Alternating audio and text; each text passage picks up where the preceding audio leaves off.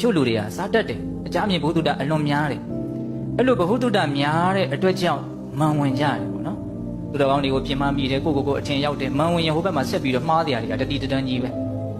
ဟုတ်လားအဲ့လိုမန်ဝင်ပြီးတော့မှားကြပြီဟဲ့ဆိုရင်ဘာနဲ့တူလဲဆိုရင်တဲ့မိမတယောက်အစင်းလှလို့ပြည့်တသာမှဖြစ်ရတာနဲ့တူနေတယ်ဟောပြည့်တသာမှဖြစ်ရအောင်လှတာဆိုရင်တော့အဲ့ဒီလှတာမလှတာမှတော်သေးတယ်ဆိုတဲ့အဓိပ္ပာယ်ပြောတာလောက်ကောင်းတဲ့ဥပမာလဲစဉ်းစားကြည့်နော်မိမတယောက်လှတယ်လှလုံးမှုပါဖြစ်သွားတာပြည့်တသာမှဖြစ်သွားတယ်ပြည့်တသာမှဖြစ်မှဆိုရင်တော့ဇာတဲ့ဆာမလှတာတော်သေးတယ်ပြောတာဒါတုတ္တနဲ့ပတ်သက်ပြီးဆိုရဲအဲ့လိုဥပမာပေးဟောတချို့ပညာတတ်တယ်အသိကြီးတယ်ဒါပေမဲ့အဲ့ဒီပညာကြောင့်ကိုပဲမန်တက်လာတယ်အဲ့ဒါကြတော့ဘာနဲ့တူလဲဆိုရင်တဲ့လူတယောက်အတ္တတော်မြင်ကြီးရတယ်မြင်းပြန်လို့ဟာမျိုးပေါ့အလွန်ကောင်းတဲ့မြင်းအာဇာနည်မြင်းအဲ့ဒီမြင်းကြီးလည်းရရောတက်စီမကျွမ်းတဲ့အခါကျတော့မြင်းစီကမကျွမ်းတဲ့အခါကျတော့မြင်းဘောကလိမ့်ကြပြီးတော့ပေါင်ကျိုးရောပေါင်ကျိုးမှမြင်ရင်တော့ဒီမြင်းကမရတာတော်သေးတယ်မန်တက်ရမှမြင်ရင်တော့ဒီပညာမတတ်တာတော်သေးတယ်ပြောတယ်လောက်ကောင်းတော့မန်တက်မဲ့တက်တဲ့မန်တက်ဖို့အတွက်တက်ရတဲ့ပညာဆိုရင်မတတ်တာတော်သေးတယ်ဆိုလိုတာက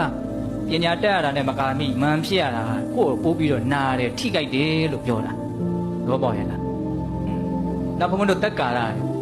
ကိုမအစွမ်းစားရှိလို့ပူဇော်ကြတယ်လေးစားကြတယ်ဘုန်းကြီးလောကဆိုရင်ကြီးညိုကြတယ်နာမည်ကြီးတယ်အစရှိတဲ့ဖြစ်ပေါ့နော်အဲ့လိုဖြစ်လာပြီဆိုရင်အဲ့လိုဖြစ်လို့မို့မန်တက်လာပြီဟေ့ဆိုရင်ဘာနဲ့တူလို့လဲကျူပင်ကျူတီးတီးတယ်လို့ဝါပင်ဝါတီးတီးတယ်လို့ငပြောပင်ငပြောတီးတီးတယ်လို့ဒီတီးလာတဲ့အတီးဟာအပင်ကိုတတ်ဟုတ်လားအဲ့လိုပဲလာဘတက်ကာရတွေများလို့မန်တက်လာပြီဆိုလို့ရှိရင်ဒီလာဘတက်ကာရမရတာကောင်းသေးတယ်တက်ရတဲ့မန်ဖြစ်လို့နော်အကျိုးမဲ့သွားတယ်ကြာအကျိုးမဲ့သွားတာတွေကရတဲ့လာဘတက်ကာရနဲ့မကာမိဘူးပေါ့ဒါကြောင့်မလို့တချို့ပြောရတာရှိတယ်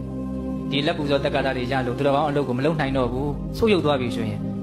အဝင်ပစိန်ထွက်တာပဲလို့အဲ့လိုပြောရတာရှိဒါဘုန်းတို့ဘုန်းကြီးလောကမှာတတိထားစရာအစုံအမတွေနော်အဲကြောင့်ဓမ္မနနဲ့ပတ်သက်ပြီးတော့ဖြူချင်းစတော်ဘုရားကြီးရဲ့နော်ပြောတဲ့လွန်တဲ့စကားလေးတွေအကြောင်းပြောပြတယ်ဟုတ်လားပညာတက်လို့မှန်ဖြစ်တယ်ဆိုရင်ပါတော့မြင်းရလို့မြင်းဘောကလိမ့်ကြလို့ပေါင်ကျိုးရတာနဲ့တူတယ်လို့ပြောတယ်နော်ဒါမှမဟုတ်အလွန်ကောင်းတဲ့ဒီဩဝါဒတွေကိုဘုန်းတို့မှတ်သားသင့်တယ်ပေါ့ဟုတ်လားဒီမမာနကိုနှိမ့်ချခြင်းဟာသူတော်ကောင်းတို့ရဲ့လမ်းစဉ်ဆိုတာလေးကိုဆက်ပြောရတယ်